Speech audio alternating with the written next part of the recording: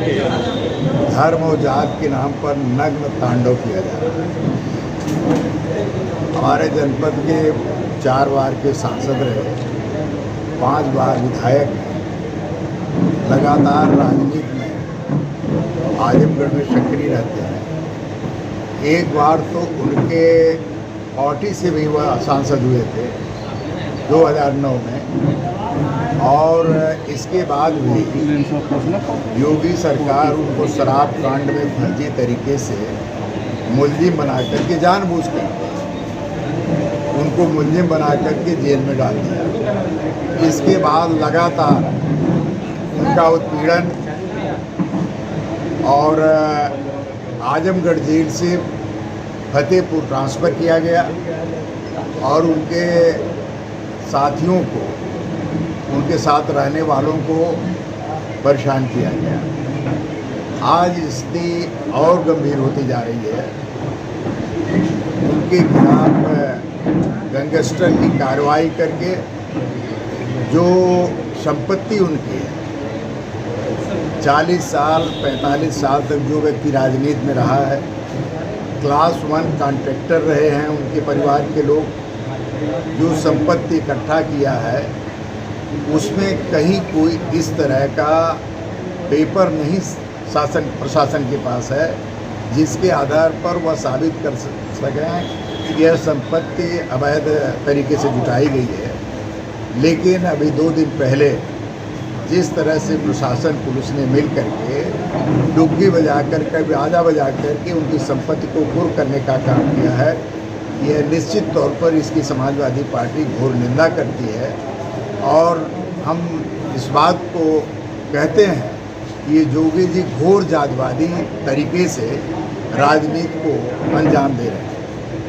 वाकई अगर उनमें निष्पक्षता होगी, अगर वह न्यायप्रिय हों, अगर वह ईमानदार हों, तो मैं उनसे पूछना चाहूँगा कि पूरे पूर्वांचल में बनारस में ब्रजेश सिंह, मिर्ज़ापुर में विनीत सिंह, जौनपुर में धनंजय सिंह, मऊ में भी कोई हैं, आप जनपद में कई लोग हैं, आपके अन्य ज़िलों में तमाम जगहों पर कोई बाकी नहीं है जहां पर उनके जात विशेष के अपराधी रहे, जिनके ऊपर 100 मुकदमे रहे, तमाम मुकदमे रहे, उनके खिलाफ आज तक कोई कार्रवाई नहीं हो रही है।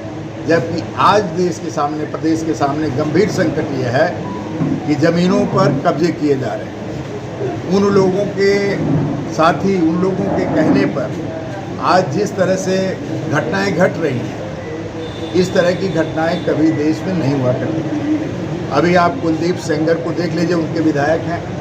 आप चिन्मयानंद स्वामी को देख लीजिए, उनके MP रहे।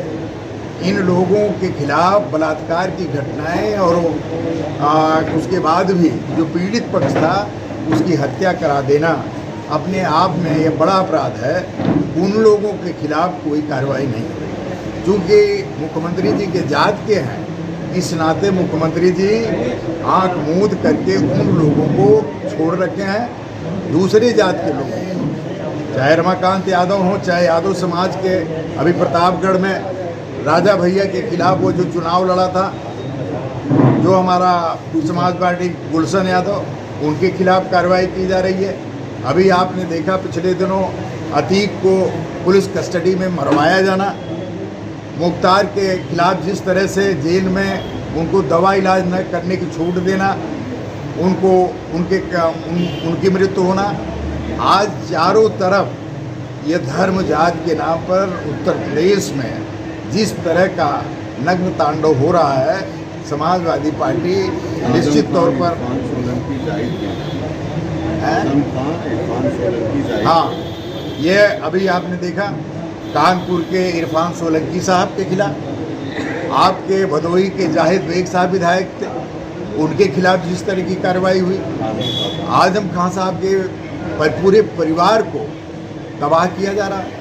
मैं उनसे पूछना चाहता हूं, अगर संपत्तियों का ब्यौरा हो, लेना हो, तो सबसे पहले जो टॉप 10 के अपराधी हैं उनकी सूची जारी की जाए और उन अपराधियों के संपत्तियों का ब्यौरा पब्लिक डोमेन में जारी किया जाए।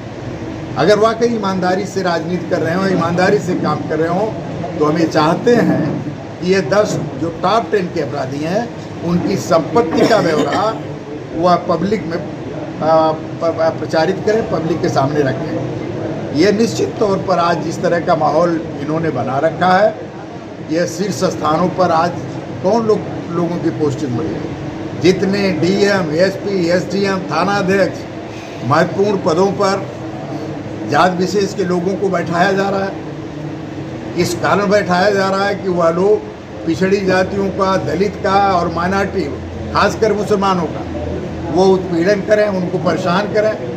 ये निश्चित तौर पर इस तरह का दमन अत्याचार नहीं चलेगा। हिटलर भी अपनी एक ट्रूपर्स सेना बना करके अपने लोगों का, जैसे इनके फ्रंटल संगठन है, उसी तरह से हिटलर की भी ट्रूपर्स सेना थी। उस ट्रूपर सेना के आधार पर वो लोगों को परेशान करते थे, दमन अत्याचार करते थे। उसी तरह योगी जी की जो ट्रूपर सेना है आज पूरे प्रदेश में आतंक, भय का वातावरण पैदा कर दी है। कोई लोगों के खिलाफ बोलने को हिम्मत नहीं जुटा पा रहा है और पिछड़े दलित समाज के लोगों को रोज़ाना परेशान किया जा रहा है, रोज़ाना उनके खिलाफ कार्रवाई की जा रही है। मुसलमानों के खिलाफ आज आजमगढ़ में जो स्थिति है, मैं देख रहा हूँ चारों तरफ भारतीय जनता पार्टी के नेता प्रशासन के सहयोग से जगह जगह दंगा फैलाना चाहते हैं, जगह जगह सांप्रदायिक तनाव पैदा कर रहे हैं। इससे समाजवादी पार्टी आजमगढ़ चिंतित है और निश्चित तौर पर हम अधिकारियों से और सरकार से इस बात का अल्टीमेटम देंगे कि अगर इस तरह की कार्रवाई आजमगढ़ में की जाएगी तो समाजवादी पार्टी के लोग सड़क से लेकर के और सड़क से लेकर सदन तक हंगामा खड़ा करेंगे। निश्चित तौर पर उस पर आंदोलन करेंगे और हम लोग चुप बैठने वाले नहीं। देखिए, न्यायालय है तो न्यायालय के ऊपर जो है एक उम्मीद है, एक भरोसा है, तो ऐसे में क्या अपील है न्यायालय से?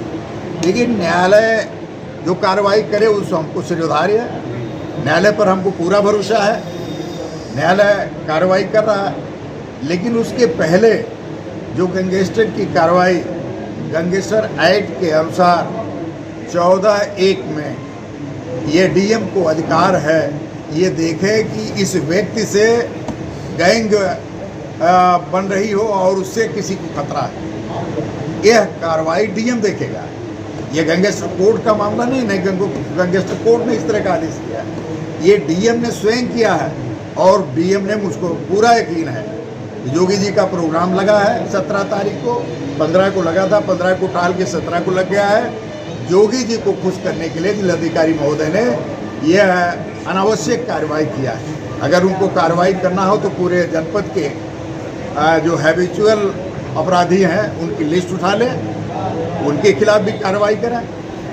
आज जिसके खिलाफ कार्रवाई हो रही है सब पिछड़ी जात, दलित और मुसलमान लोग हैं। इस कारण हमारा ये आरोप है कि योगी के इशारे पर, मुख्यमंत्री के इशारे पर ये जिलाधिकारी महोदय इस तरह की कार्रवाई कर रहे हैं। सर, एक बाढ़खंड के एक्सडीएम ने भी आरोप लगाया है डंडे से पीटने का डीएम साहब के ऊपर, क्या है, उस पर क्या कहना चाहिए, क्या जरूरी? देखिए, इस तरह की कार्रवाई अधिकारी मनमाना कर रहे हैं, इसमें दो राय नहीं। हमारे राष्ट्रीय अध्यक्ष जी ने ट्वीट किया है कि इस प्रदेश में अधिकारी जिस तरह से कार्य कर रहे हैं वो अपने आप में ये प्रमाण है।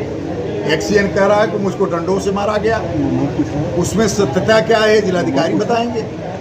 अगर इस तरह की घटना है तो निश्चित तौर पर निंदनीय है। अजय जी, आप कह रहे हैं कि एक विशेष जात बिरादरी के लोगों के खिलाफ कार्रवाई हो रही है, जात बिरादरी की कार्रवाई हो रही है और समाजवादी पार्टी के लोगों के साथ इस तरह के नाइंसाफी हो, क्या इस मुद्दे को आप लोग लेकर 2027 में जाएंगे जनता के बीच में?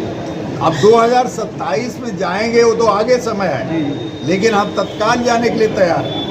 हम इस बात को लेकर के जनता के बीच में जाएंगे और जनता से निवेदन करेंगे कि अब यह संघर्ष का समय है।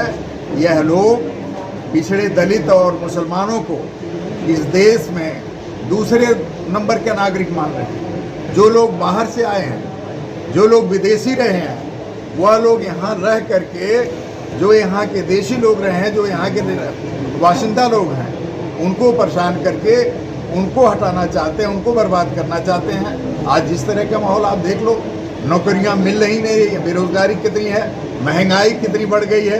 आज कानून व्यवस्था के नाम पर आप लोग रोज देख रहे हैं घटनाएं घट रही हैं। आज जिस तरह की घटनाएं अभी राजभर गाँव में जा करके जिस तरह से नग्न तांडव बर्रा में हुआ, थाना दीदारगंज मर्दा के अंतर्गत राजभरों को घरों में घुस करके ये पुलिस महिला पुलिस नहीं रही, जो पुरुष सिपाही रहे, घरों में घुस करके 12 बजे से 2 बजे रात तक उनको घुस करके पीटा, सामान सब तितर बितर कर दिया, सब नष्ट कर दिया। ये कार्रवाइयाँ आज पिछड़े वर्ग में रोजाना हो रही हैं। इस नाते हमारा निश्चित तौर पर इसका विरोध है। समाजवादी पार्टी इसको बर्दाश्त नहीं करेगी। आंदोलन करेंगे आप सर? हम करेंगे आंदोलन, इसको हम व्यवस्थित करके हम आंदोलन करने का काम करेंगे। बमौर घटनाओं को किस तरह से देखते हैं, जहां बड़ी संख्या में लोगों ने पोस्टर चिपकाया था? और देखिए, घटना कुछ भी नहीं है, केवल इस घटना को भारतीय जनता पार्टी तूल दे रही है। ये तूल दे रही है। इस तरह का माहौल आजमगढ़ में कहीं भी नहीं है जो सांप्रदायिक तनाव पैदा हो। ये भारतीय जनता पार्टी के लोग जब देख रहे हैं कि आजमगढ़ में आने वाले दिनों में 2027 में भी हमारी बोनी नहीं होगी, इस कारण वो लोग सांप्रदायिक माहौल बना रहे हैं, सांप्रदायिकता पैदा कर रहे हैं। वीडियो वायरल हुई थी। प्रतिनिधि मंडल गया, क्या आपका भी कोई प्रतिनिधि मंडल गया उस परिवार से, वहाँ के लोगों से मिलने की वो चीज़ें सॉर्ट आउट की जा सके?